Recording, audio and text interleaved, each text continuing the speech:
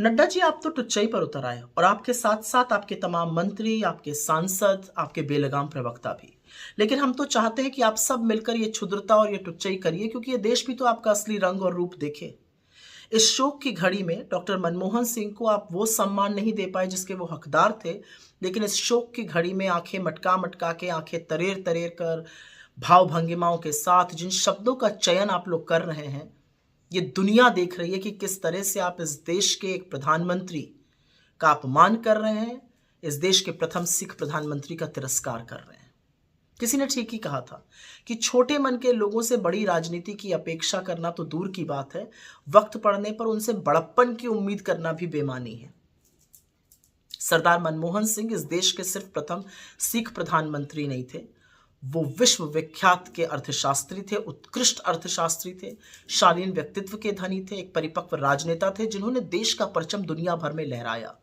और ऐसे में निगम बोध घाट पर उनका अंतिम संस्कार करके, जहां पर किसी भी पूर्व प्रधानमंत्री का अंतिम संस्कार नहीं हुआ, इंक्लूडिंग अटल जी का, जिनका आपने स्मृति स्थल पर अंतिम संस्कार किया और वहीं पर उनका स्मारक बना, ये करके आपने दिखा दिया कि इस देश के प्रथम सिख प्रधानमंत्री के लिए आपके मन में तनिक भर भी, रत्ती भर भी इज्जत और सम्मान नहीं है। कुछ बातें हैं जो हम लोग कहना नहीं चाहते थे, लेकिन आपने कोई चारा नहीं छोड़ा है और कहनी पड़ेंगी, और क्योंकि छेड़ दिया है तो सुनिए इस बात को, और ये देश को भी समझ में आनी चाहिए। डीडी न्यूज ने डॉक्टर साहब के अंतिम संस्कार का लाइव प्रसारण तब शुरू किया जब नरेंद्र मोदी निगम बोध घाट पहुंच गए।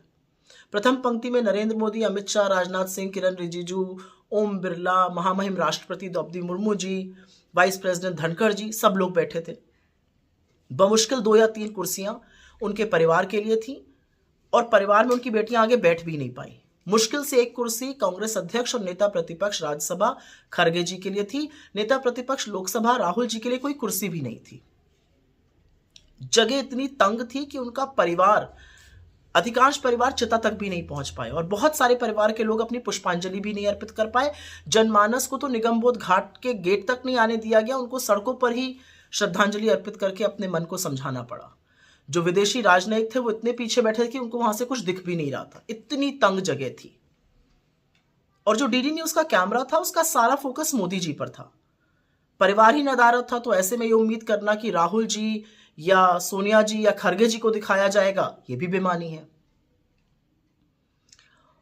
और उसी के दौरान, मतलब कितनी बड़ी विडंबना है कि जब डॉक्टर साहब को गार्ड ऑफ ऑनर मिल रहा था तो डीडी न्यूज का कैमरा और ये देश नरेंद्र मोदी जी की शक्ल देख रहा था, उन पर फोकस था। और उसके बाद बीजेपी की जाहिल लोग, आपके समर्थक, ये तक कहते हैं कि जिन राहुल गांधी जी ने डॉक्टर साहब को कंधा दिया वो अंत्येष्टि में शामिल नहीं हुए। खैर, आज वो दिन नहीं है कि ऐसे जाहिलों के साथ हम उलझे या उनको हम प्रत्युत्तर दें या उनको एक्सप्लेनेशन दें, वो हम करेंगे भी नहीं। लेकिन उस पंक्ति में बैठे हुए, उस अग्रिम पंक्ति में बैठे हुए भाजपाइयों को देखकर वो सारी बातें बार बार याद आ रही थी, जो गलीच बातें इन लोगों ने डॉक्टर साहब के बारे में कही हैं। उनकी चाल पर, उनकी बोली पर, उनके नाम तक का उपहास इन भाजपाइयों ने उड़ाया है। और असलियत ये है कि ये काम खुद नरेंद्र मोदी जी ने किया है। चुनावी मंच से उनको मनमोहन सिंह कहना, ये कोई भूला नहीं है। और मैं चाहकर भी नरेंद्र मोदी का सदन में वो वक्तव्य कि डॉक्टर साहब रेनकोट पहनकर नहाते हैं जैसी वाहियात बात अपने मन से भुला नहीं पा रही हूँ। उन लोगों को बार बार देखकर, स्पेशली अमित शाह और नरेंद्र मोदी जी को बार बार देखकर मन में यह ख्याल जरूर आ रहा था कि क्या इनके मन में, इनके मस्तिष्क में आज जरा सी भी ग्लानि, जरा सा भी क्षोभ, जरा सा भी पछतावा, जरा सा भी अफसोस है? और अगर नहीं है तो होना चाहिए था। खैर, डॉक्टर साहब के निधन के बाद आपकी जो विफलताएं हैं, आपका जो खोखलापन है, वो पूरी दुनिया और पूरे देश ने देख लिया है। असलियत तो यह है कि एक पूरी पीढ़ी को आपने व्हाट्सएप के जरिए जो अनर्गल बातें डॉक्टर साहब के बारे में कही थी, वो सारे झूठ एक प्रहार में ध्वस्त हो गए।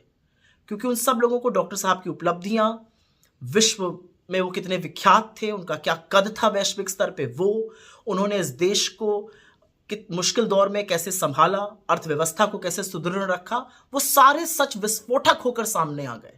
असलियत यह भी है कि आपके लाखों करोड़ों रुपए का जो झूठ का प्रोपेगेंडा था वो भी ध्वस्त हो गया। क्योंकि आज जो चर्चा है वो तो डॉक्टर साहब के देश के प्रति समर्पण की, उनके ज्ञान की, उनकी शालीनता की, उनकी गरिमा की हो रही है। तो लानत है आपके प्रोपेगेंडा पे। लेकिन आप देश के मूड को भांप नहीं पा रहे हैं। आप सिख समुदाय की सरदारों की अपेक्षाओं को भांप नहीं पा रहे हैं। आप ये नहीं समझ पा रहे हैं कि जो अवमानना आपने सरदार मनमोहन सिंह जी की है वो इस पूरे देश की अवमानना है। और ये अवमानना और तिरस्कार ही नहीं है, ये पाप है। पाप का प्रायश्चित कीजिए।